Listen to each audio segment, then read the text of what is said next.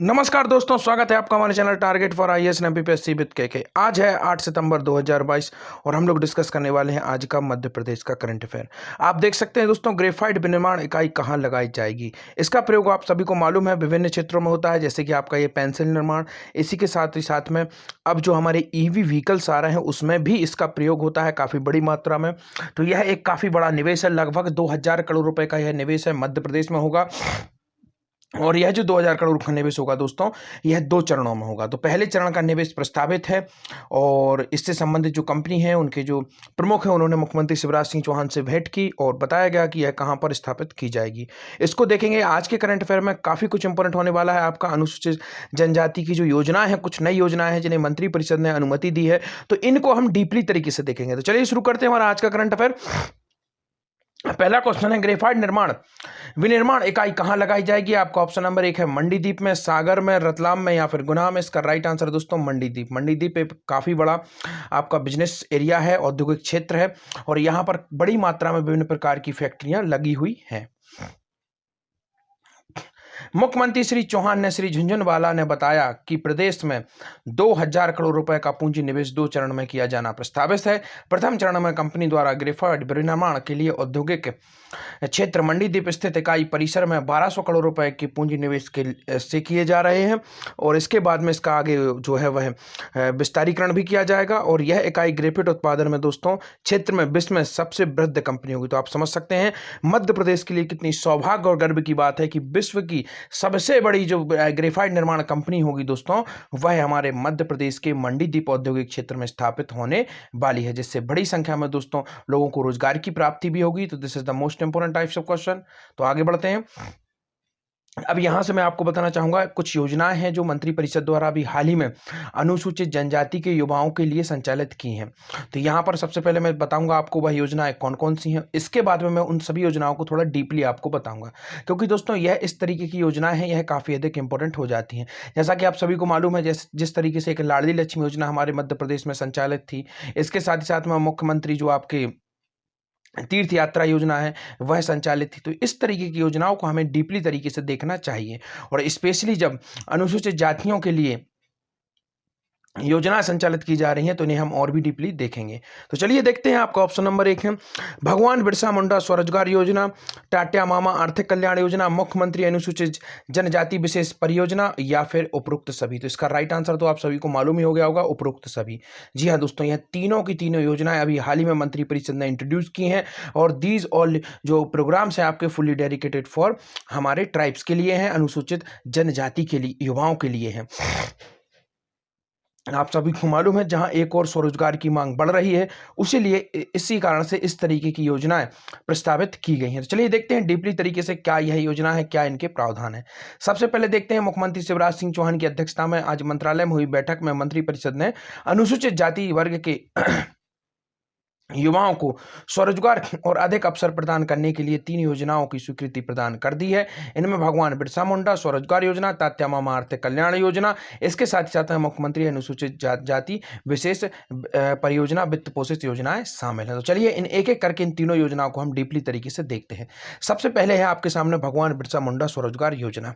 तो देखते हैं, स्वरोजगार योजना में विनिर्माण गतिविधियों के लिए 1 लाख से 50 लाख रुपए। तो आप समझ सकते हैं 3 क्षेत्र होते हैं इकोनॉमी के, हमेशा याद रखिए। एक होता है प्राथमिक, द्वितीयक और तृतीयक। प्राथमिक क्षेत्र में आते हैं दोस्तों डायरेक्ट रॉ मटेरियल, जिस तरीके से आप देख सकते हैं कृषि, कृषि से हम अनाज उगाते हैं, कोई भी प्रकार का प्रोडक्ट प्राप्त करते हैं, इसे क्या बोलते हैं, प्राथमिक क्षेत्र।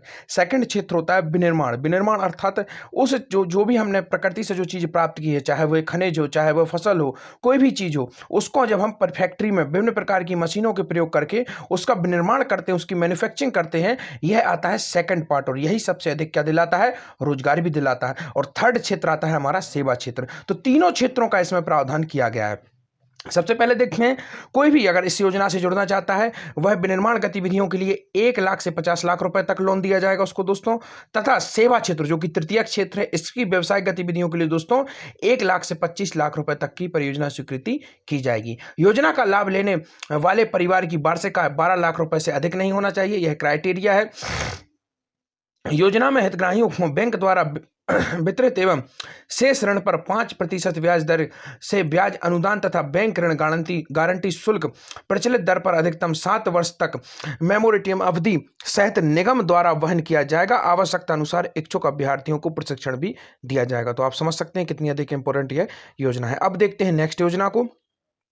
इसका नाम है तात्या मामा आर्थिक कल्याण योजना। और इसमें क्या किया जाएगा, ऐसे अनुसूचित जनजाति के सदस्य जो आयकर दाता नहीं है। सबसे पहला क्राइटेरिया उसमें क्या था, पहले वाली योजना में 12 लाख से अधिक ना हो। यहाँ क्या है, आयकर दाता नहीं होना चाहिए और इनकी आयु 18 से 55 वर्ष के मध्य हो। उन्हें सभी प्रकार की स्वरोजगार गतिविधियों के लिए, इसमें क्या किया गया है, सभी प्रकार की स्वरोजगार गतिविधियां, चाहे वह प्राथमिक, द्वितीयक या फिर तृतीयक क्षेत्र से संबंधित हो, के लिए 10,000 से 1 लाख रुपए तक की परियोजनाओं के लिए बैंकों से ऋण दिलवाया कर हितग्राही को 7% ब्याज अनुदान किया जाएगा तथा बैंक ऋण गारंटी शुल्क प्रचलित दर पर अधिकतम 5 वर्षों के लिए दिया जाएगा। तीसरी योजना देखते हैं, मुख्यमंत्री अनुसूचित जनजाति विशेष परियोजना। वित्त पोषण योजना में मुख्यतः अनुसूचित जनजाति वर्ग के हितग्राहियों को लाभान्वित करने कृषि, पशुपालन, मत्स्य पालन, उद्यानिकी, पंचायत एवं ग्रामीण विकास, ऊर्जा, तकनीकी, शिक्षा, कौशल विकास एवं रोजगार, आयुष और लोक स्वास्थ्य एवं परिवार कल्याण विभाग आदि से अथवा जिला कलेक्टर से प्राप्त होने वाले ऐसे विशेष परियोजना प्रस्ताव जो लाइन विभागों की प्रचलित किसी भी योजना परियोजना के किया जाना संभव ना हो तथा अनुसूचित जनजाति वर्ग के लिए किया जाना अत्यंत उपयोगी एवं आवश्यक हो, को वित्त पोषण के लिए अधिकतम 2 करोड़ रुपए तक की संपूर्ण परियोजना लागत राशि प्रशासन द्वारा अनुदान के रूप में मुख्य सचिव की अध्यक्षता में गठित राज्य स्तरीय परियोजना क्रियान्वयन समिति की अनुशंसा पर दी जाएगी।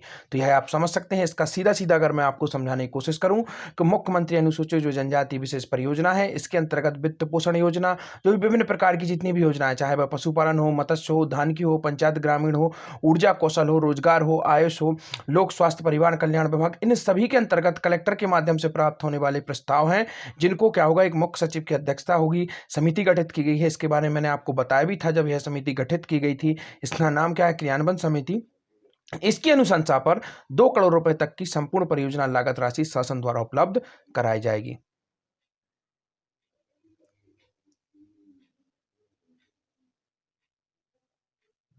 अब आगे बढ़ते हैं। संपूर्ण परियोजना का शुभारंभ किया गया है, यह किससे संबंधित है। काफी अधिक इंपॉर्टेंट योजना है दोस्तों। इसका भी मंत्रिपरिषद द्वारा भी हाल ही में शुरुआत की गई है। तो यह किससे संबंधित है, आपका ऑप्शन नंबर 1 है, HIV से संबंधित है, जन स्वास्थ्य प्रणाली से संबंधित है, यौन प्रजनन स्वास्थ्य सेवाओं से संबंधित है। इसका राइट आंसर है दोस्तों तीनों। अर्थात जो 3 अलग अलग योजनाएं थी, आपको बताना चाहूंगा, इन सबको एक कर दिया गया है और इसे नाम दे दिया गया है संपूर्ण परियोजना। यह तीनों से संबंधित है, HIV से संबंधित है, जन स्वास्थ्य प्रणाली से संबंधित है, यौन प्रजनन जो स्वास्थ्य सेवा है उनसे भी यह संबंधित है। तो इसको आपको याद रखना है। इसके साथ ही साथ में जननी सुरक्षा योजना कब शुरू की गई थी मध्य प्रदेश में दोस्तों, 2005 में इसकी शुरुआत की गई थी। तो इसको भी आपको याद रखना है। आगे बढ़ते हैं, देखते हैं पूरी न्यूज क्या है। जन स्वास्थ्य प्रणाली HIV पर केंद्रित संपूर्ण योजना का शुभारंभ कर दिया गया है। जन स्वास्थ्य प्रणाली में HIV और यौन प्रजनन स्वास्थ्य सेवाओं का एकीकरण कर युक्ति संगत बनाए जाने के लिए संपूर्ण परियोजना शुरू हुई है। मध्य प्रदेश एड्स नियंत्रण समिति की निर्देशक श्रीमती सुरभि गुप्ता और MD राष्ट्रीय स्वास्थ्य मिशन श्रीमती प्रियंका दास ने परियोजना का शुभारंभ किया। तो यह भी आपको काफी अधिक इंपॉर्टेंट है। इनके द्वारा इस परियोजना का शुभारंभ किया गया है। संपूर्ण परियोजना का क्रियान्वयन प्रदेश के इंदौर और उज्जैन जिले में किया जा रहा है। तो यहां पर आपको यह भी जानकारी मिल गई कि इसे स्पेसिफिक जो डिस्ट्रिक्ट्स हैं वहां पर इसका परिचालन किया जा रहा है। तो एक हो गया आपका इंदौर, एक हो गया उज्जैन, और संयुक्त राष्ट्र जन कोष के सहयोग से अलायंस इंडिया द्वारा परियोजना संचालित की जा रही है। तो यह भी आपको मालूम हो गया।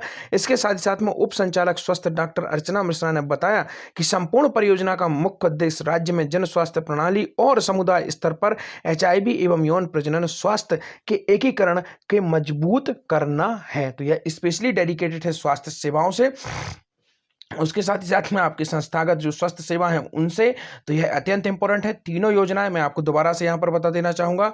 3 परियोजनाएं थी जिनको एक कर दिया गया है, अर्थात एक परियोजना हो गई आपकी HIV, एक हो गया आपका जन स्वास्थ्य प्रणाली और एक हो गया आपका यौन स्वास्थ्य सेवाएं। अर्थात इन तीनों सेवाओं को मिलाकर एक नाम दिया गया है और वह नाम है संपूर्ण परियोजना। तो इसको आपको याद रखना है। इसके साथ ही साथ में आपको याद रखना है दोस्तों मध्य प्रदेश को कुपोषण के कारण इथोपिया का दर्जा भी दिया जाता है, तो इसको भी आपको याद रखना है। और पोषण के क्षेत्र में मध्य प्रदेश का एक जिला है जिसने काफ़ी अच्छा काम किया था, छतरपुर, उसकी तारीफ भी की थी मुख्यमंत्री शिवराज सिंह प्रधानमंत्री मोदी जी द्वारा। और अभी हाल ही में प्रधानमंत्री मोदी जी विजिट कहाँ पर करने वाले हैं, श्योपुर में करने वाले हैं। कूनो राष्ट्रीय उद्यान में अफ्रीकी चीते का प्रवेश कराया जाएगा। आगे देखते हैं आज के आपके क्वेश्चन। डॉक्टर हेडेगेवर का स्मारक कहाँ स्थापित किया जाएगा। नेक्स्ट है आपका, प्रधानमंत्री मोदी द्वारा मध्य प्रदेश के किस राष्ट्रीय उद्यान में दक्षिण अफ्रीका से आ रहे चीतों का प्रवेश कराया जाएगा। धन्यवाद दोस्तों।